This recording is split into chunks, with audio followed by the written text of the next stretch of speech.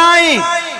আজ এখানে যারা এই কোরবানি পেশ করে কোরআনের ভালোবাসায় সমবেত হয়ে গায়ে গা লাগিয়ে লক্ষ লক্ষ জনতা এখানে হাজির হয়েছেন, এই লক্ষ জনতা যদি আজ একটা আহ্বান এখান থেকে নিয়ে যেতে পারেন, রাসূল করিম সাল্লাল্লাহু আলাইহি সাল্লাম এরকম মজলিসকে সামনে রেখে আমার মুসল্লিয়ানে কিরামগণকে উদ্দেশ্য করে, এই জামানাকে উদ্দেশ্য করে রাসূল করিম সাল্লাল্লাহু আলাইহি সাল্লাম সাহাবীদেরকে স্মরণ করালেন।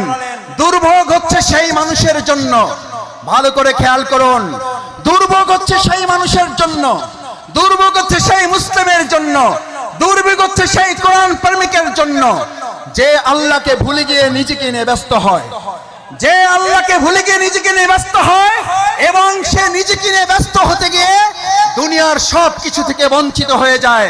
আমরা কি দুনিয়া থেকে বঞ্চিত হয়ে নিজেকে নিয়ে ব্যস্ত হব না আল্লাহকে নিয়ে ব্যস্ত হব?